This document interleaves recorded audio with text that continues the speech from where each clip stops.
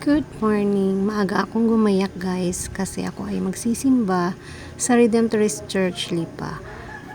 First Wednesday of the month kaya ako ay a-attend ng novena at misa. At bilang pasalamat na rin dahil sa aking nagdaang birthday.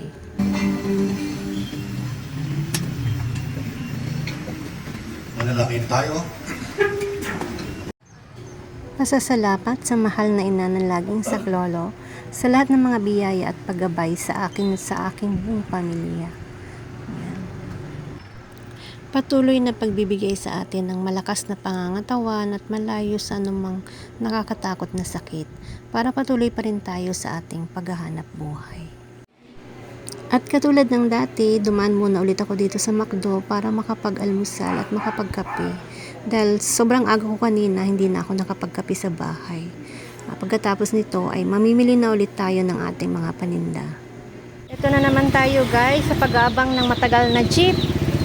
Kaya umalis na ulit yung naghatid sa akin guys. Kasi ang tagal ng jeep.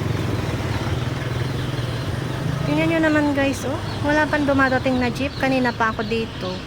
Ito lang ang hirap sa commute. Tapos wala pang mga nakapark na sasakyan para sa lugar namin. Talagang mag-aantay ka ng sibat.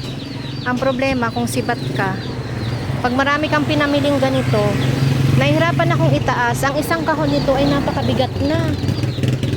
Kaya ako magtataas nito lahat. Diyos ko po, Rode. Ay nako, buhay tendera. Wala pa rin jeep hanggang ngayon.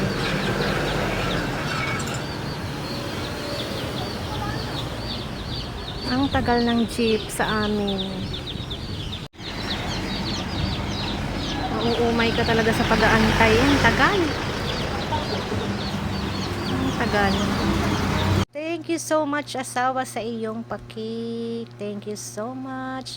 God bless po sa ating lahat.